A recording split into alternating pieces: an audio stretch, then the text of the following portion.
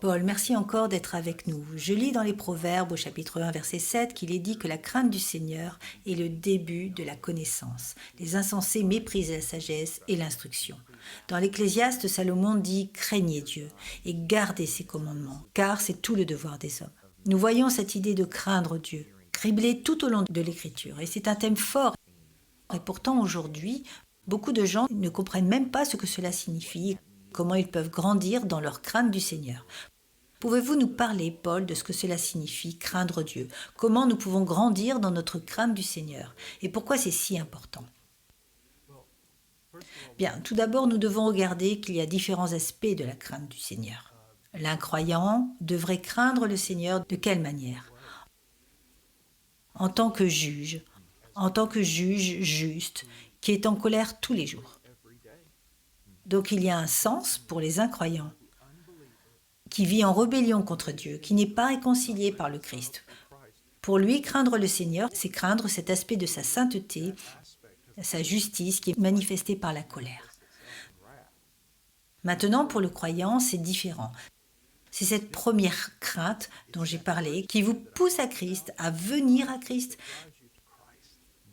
Nous sommes maintenant réconciliés à travers lui. Et nous portons la justice de Dieu en Christ, notre justice se tenant devant Dieu, notre statut juridique immuable devant Dieu et la justice de Dieu.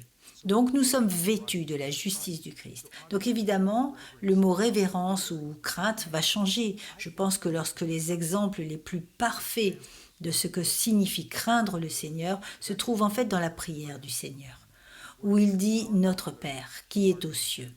Et vous savez que nous entendons aujourd'hui, j'ai entendu cela pendant 30 ans, vous savez, Abba Père, afin que nous puissions l'appeler Papa ou Papito en espagnol ou quelque chose comme cela.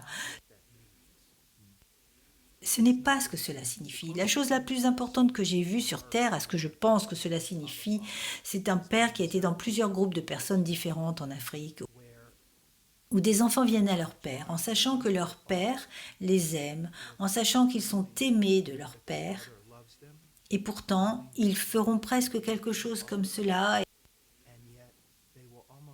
et certains s'inclineront presque devant leur père.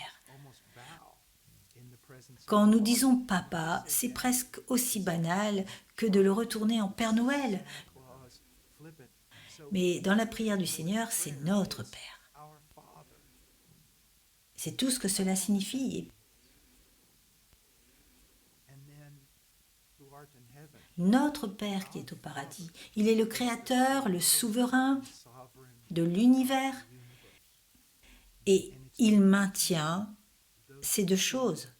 Maintenant, les gens me demanderont, oui, vous savez, qu'est-ce que cela signifie de craindre le Seigneur? C'est de le vénérer.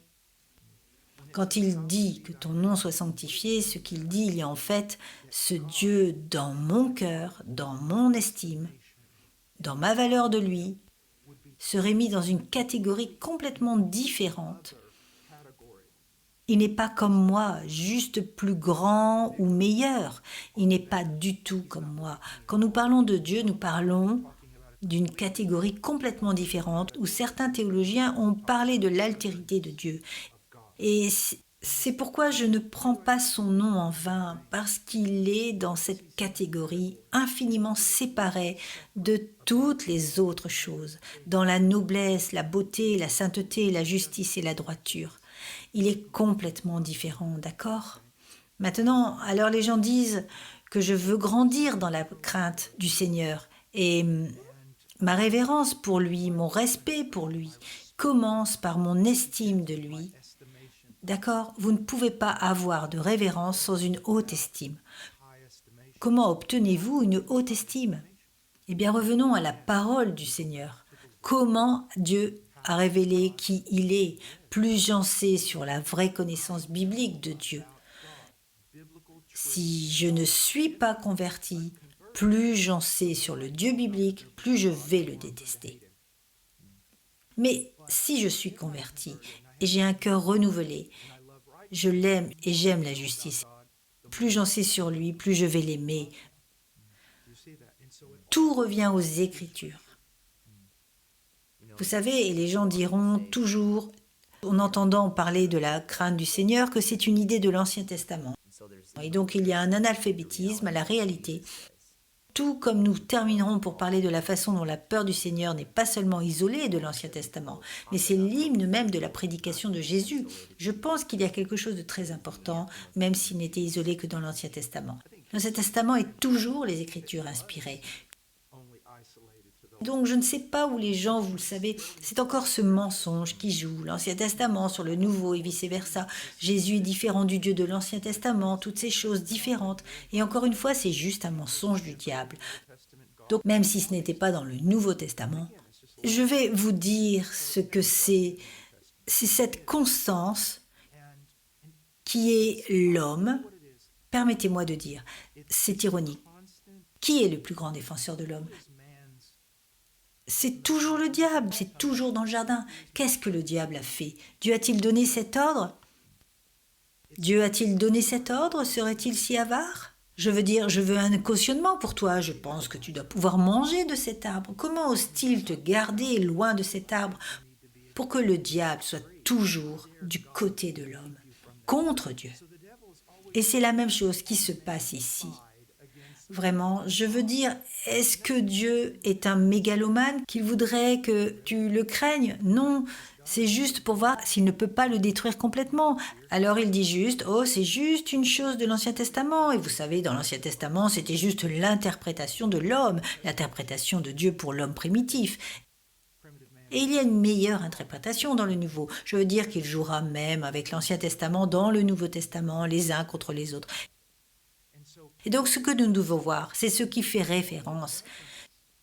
C'est simplement voir Dieu à la lumière de plus en plus grande des Écritures pour découvrir qu'il est plus majestueux, le plus merveilleux, le plus, vous savez, saint, le plus juste et aimant, et toutes ces choses que nous voyons. Plus notre estime est grande et plus notre révérence est grande. Et je me souviens que vous connaissez, ce sont des hommes que je connais, des hommes pieux, qui diront « Paul, appelle-moi par mon prénom ». Et je ne peux pas. Je ne peux pas, bien, je veux dire, j'ai presque 60 ans, je ne peux pas. Et ils disent « Pourquoi ?» J'ai trop de respect pour l'honorer. Oui, et c'est ça qui a été créé, parce que je ne peux pas simplement l'appeler par son prénom, oui. Et puis c'est pareil, toutes ces années de croissance, ma connaissance de Dieu, il est tout simplement trop merveilleux pour que je ne lui montre pas ce respect. Et quand je ne le fais pas, parce que nous péchons, nous ne le faisons pas, cela frappe le cœur. Ou si je dis quelque chose d'insignifiant, cela me frappe le cœur. Plus de 35 ans de croissance dans la connaissance de Dieu. C'est pourquoi Jérémie dit « Ne te vante pas de la sagesse et de ta force. Glorifie Dieu et ses attributs. » Et comme nous craignons Dieu, par conséquent, nous aurons une estime raisonnable. Même si dans la mesure où nous devrions nous-mêmes, et comme nous le faisons, nous serons en mesure d'être utiles pour le Christ en l'honorant parce que nous verrons Dieu correctement. Et ensuite, nous nous verrons correctement. Nous parlons même dans l'éternité. D'accord, nous parlons d'une progression dynamique par opposition statique. Je veux dire, même à la fin, si nous pouvons le dire de cette façon, dans l'éternité des éternités, nous n'aurons toujours pas sondé les profondeurs de la gloire, de la beauté, de la puissance, de la sainteté de Dieu. Peu importe jusqu'où nous voyageons pour savoir qui il est, il y a encore plus à savoir. Et c'est ce qui fait le paradis qui ressemble à l'éternité. L'éternité, c'est une découverte dynamique constante, de plus en plus sur la gloire de Dieu, qui conduit à des hauteurs de plus en plus grandes de joie et d'épanouissement. C'est bon. La crainte du Seigneur est ce que Dieu mérite. Mais c'est aussi le début de la sagesse. Alors merci de nous avoir aidés à clarifier ce que cela signifie. Merci Paul, nous pouvons grandir dans notre crainte de Dieu. Merci.